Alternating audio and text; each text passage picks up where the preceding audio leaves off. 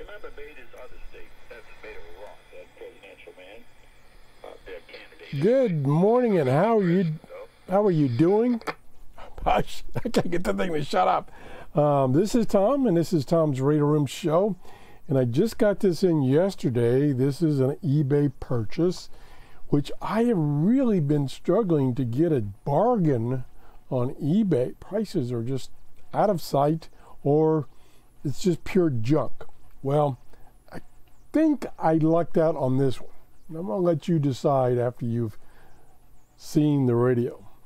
This is a Unisonic 6-way system dual power radio.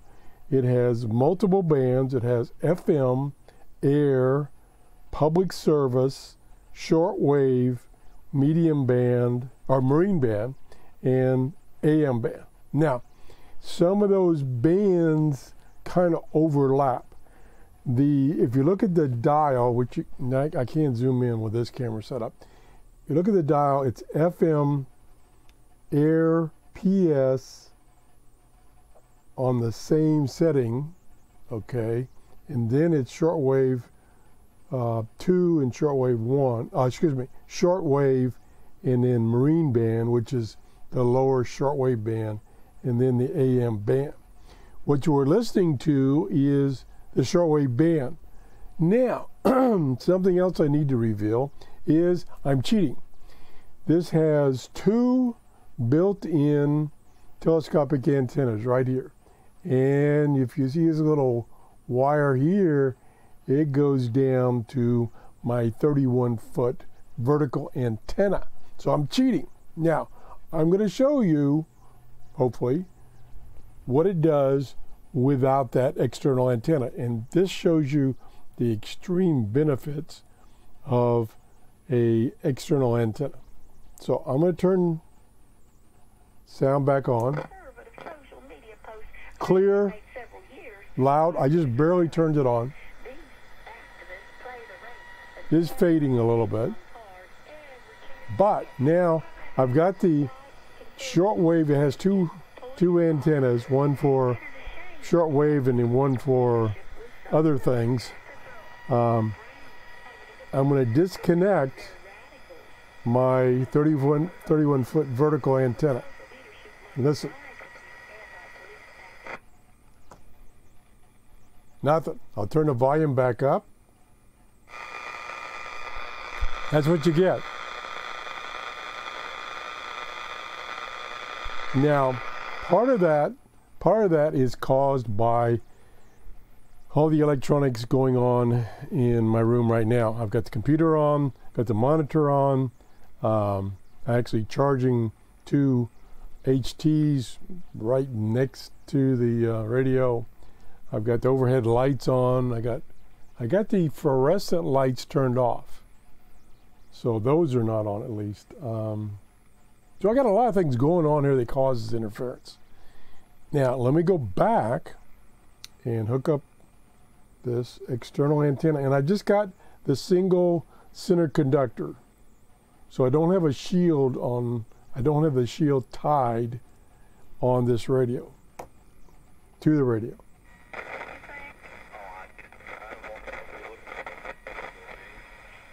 Yep, can't get it clipped on there. There it is. It went from completely nothing or noise to a strong signal. I think, and I'm guessing, that this is the station that's broadcasting out of Tennessee, I think. It's not very far away. I would say 800 miles or up to 1,000 miles away. So it's not real far away. And I was able to get many other Cuban or Spanish stations, which are close by and very strong, without using this external antenna. So it does receive pretty good on shortwave. Now, let me go back and tell you how it arrived. It was advertised as working, very general term. And I wrote the seller, and asked him, does it work on all bands? And he says, yep, works on all bands. Well, he was correct, but when I first turned it on, I got no audio at all. So I had to sit here and tweak the volume control and finally got some audio, and it was intermittent. And so I took off the back to see if I could get to this potentiometer. I could not easily without removing the circuit board. So I took off the knob and I could see the potentiometer down inside there, and it looked like if I sprayed some contact cleaner, it would eventually get down inside that thing and clean it out. It did. So it's working good now. The tuning, this is, believe it or not, this is a tuning knob. Pretty darn small for tuning, especially when you're talking about tuning shortwave. Pretty small. There is no band spread. I kind of missed that. You really need, on radios like this that don't have real good selectivity, you need a band spread knob. It helps considerably. So that's it, that little tiny knob. So it's really difficult to tune something in, but you can do it. So I've tried all the bands. FM band, got lots of stations. The air band, I got nothing so far, but that could be that just there's nothing being broadcast when I tuned it.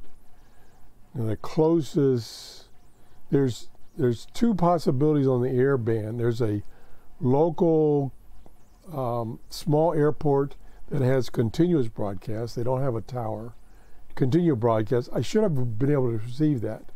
I don't know if they're on the air right now. And then there's a big Tampa International, which is across the bay, which not that easy to get. So it didn't surprise me I didn't get anything on the air band that short time I was tuning. I then went to the next band, which was the public service band. And I was thinking, because it does cover, and let me go back up here. And I apologize. I don't know what's wrong with my camera now. It doesn't give me real good focus. But anyway, the air band is marked from 110 megahertz to 136. In the same switch position, it continues on the next band over, which is called the public service band, 145 to 174. So those two are really in the same setting. I was not able to get WWV on 162.455, which I usually can get almost with any radio. I couldn't get it. I'm not sure what's wrong with that. That uses the other of the two. Let me get this out of the way so you can see them. Two, and I know the camera's not pointed right. Let me move the camera up without knocking it off. So you got two antennas. I got one extended and one not extended. So I extended this one. This is supposed to be for that frequency, 110 above megahertz. I didn't get WWV, and I didn't get the airports. So don't know what was going on there. And I didn't have readily available an external antenna for that frequency range. So I didn't fool with that very much. It is AC and DC. There's a switch right there, AC, DC. I'm running on AC. I did find some comments about running on AC with no batteries, that the noise level, if you have no batteries, no rechargeable batteries in the radio, the noise level can go up. I don't know about that. It is, thinking about going up, okay, I got to figure out how to read this ruler. It is about 9.5 inches wide and about 6 inches tall. It's got a nice handle. Now, this handle was loose on this end. So I got the back cover open, and I'll show you that right now. I got the back cover open. The The simplest way to get into it is there's 2 screws, one there, one there. Take those out, and this goes down a little bit and then comes out, but it doesn't come out all the way because there's another little flap on the inside that is held in by screws on the bottom, and I didn't bother to do that. So I was able to get into the back of it and tighten up the screw here, but I had to use a special tool. I had to use this right angle screwdriver because the screws up here, and then there's all kinds of circuitry that prevents you from putting a straight screwdriver in there. So that's how I fixed that. It does have a small earphone jack right here, so you can have earbuds or whatever. Something very unique. When I got it, this bottom part, which gives you access to the batteries and to the power cord, which is right here, was open, halfway open. And this is a very interesting mechanization. These are little latches that slide up and down, and then they latch into the bottom to hold this closed. Well, so I pushed them down, and got it closed, and then a few minutes later, it's open again.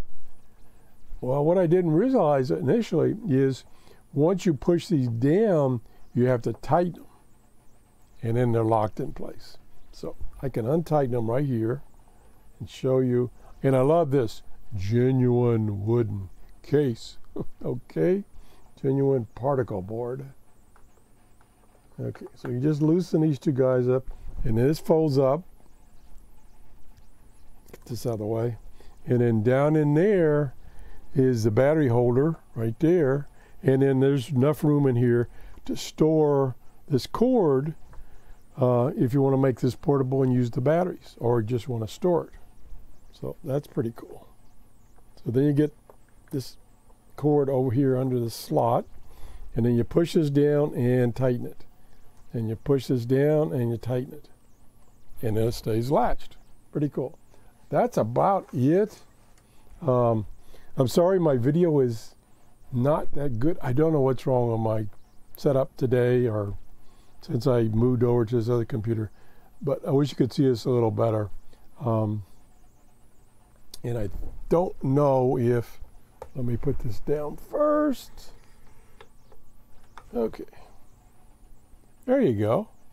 Come on, camera, do your thing. So there's the various bands, volume control, band select, and tuning. Very small tuning knob. Now this is, the shaft on this is universal. So you could actually put a bigger knob on here from another radio or something, or some spare stuff you got. And it does tune pretty good, but you gotta you can barely move it. In fact, I'll show you a little bit of tuning right here. We're still in shortwave, I believe.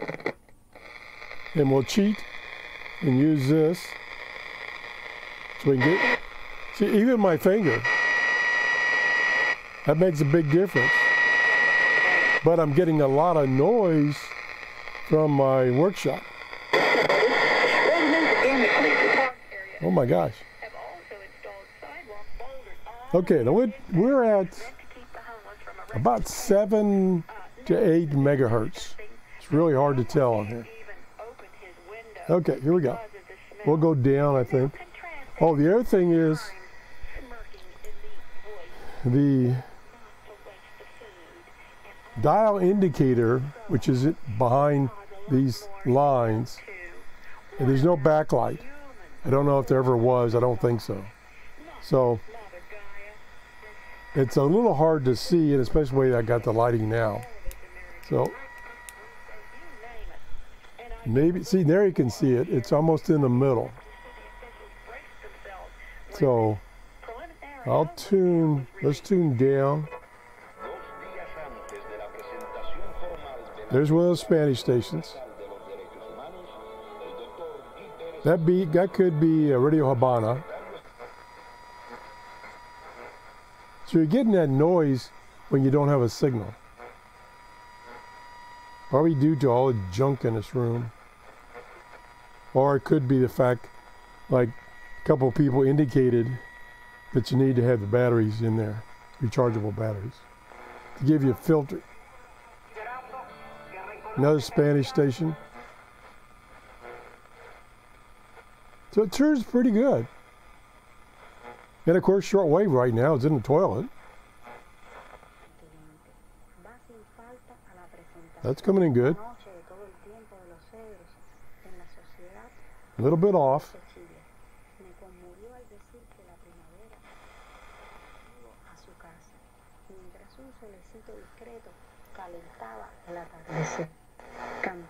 Lots of volume. I probably only got the volume, maybe 1/10. Havana, Cuba. Cuba. Now let's see if we can get that without my cheating here. And then we'll wrap this up. Yeah. See? And I can extend this. Not very long. It's maybe 30 inches. And that's coming in fine. So that's a strong station coming from Cuba. That's it. I think I've covered about everything. The question is now, did I get a bargain? Now, let me tell you the total deal on this. There were no bids on this.